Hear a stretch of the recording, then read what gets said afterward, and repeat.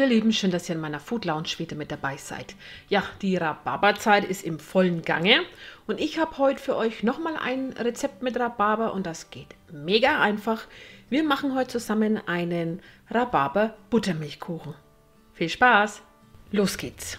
Wir brauchen 500 Gramm frischen Rhabarber, 3 Eier, ein bisschen Vanillepaste, dann 200 Gramm Zucker, 380 Gramm Mehl, ein ganzes Päckchen Backpulver und 350 Milliliter Buttermilch.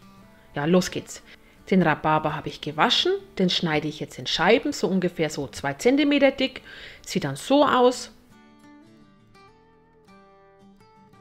Das kommt dann zur Seite. Weiter geht's mit dem Rührteig. Dazu gebe ich die Eier in eine Schüssel.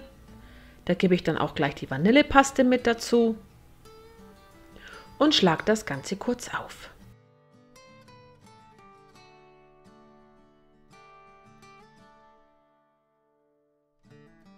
Wenn die Eier miteinander verquirlt sind, gebe ich dann den Zucker dazu und die Maschine etwas runterdrehen.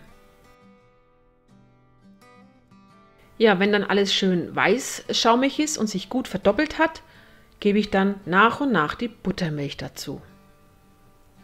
Und da auch die Maschine nach unten drehen, denn sonst spritzt euch die Buttermilch wieder raus. Und nicht erschrecken, das wird jetzt flüssig, das ist vollkommen okay. Ja, wenn dann die Buttermilch mit hineingearbeitet ist, gebe ich nach und nach nur das Mehl dazu.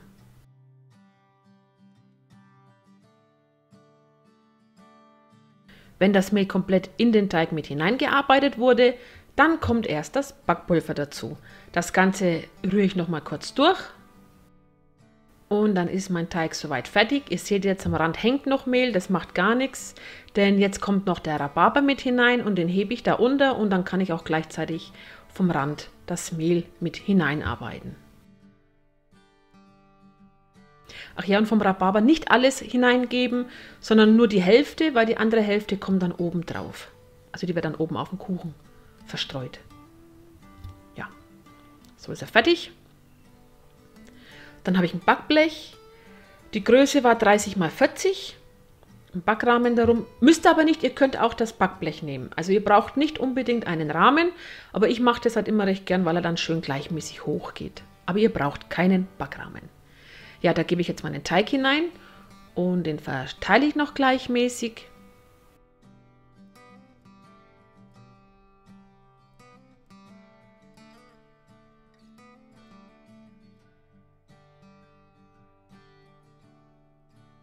Und wenn er dann schön gleichmäßig verteilt ist, verstreue ich oben die restlichen Rhabarberstücke. Jetzt darf er bei 180 Grad Ober- und Unterhitze für erstmal 15 Minuten backen. Jetzt brauche ich 50 Gramm Mandeln und einen Esslöffel Zucker. Die beiden Sachen vermische ich einfach.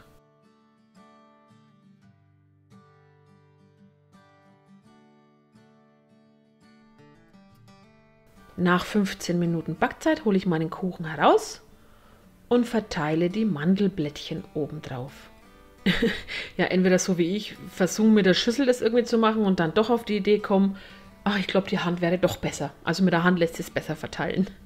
Ja, dann darf der Kuchen noch mal in den Ofen für gute 20 Minuten.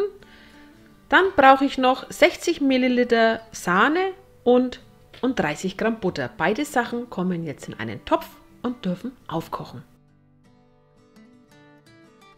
So sieht mein Kuchen nach nochmal 20 Minuten Backen aus. Richtig schön ist er geworden.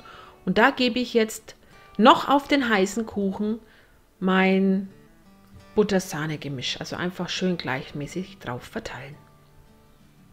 Und dann ist mein Kuchen fertig. Ich habe ihn jetzt auskühlen lassen und habe ihn dann von der Form befreit. Ihr könnt ihn aber auch lauwarm essen. Also da schmeckt er auch ganz gut. Ja, und so sah er dann aus.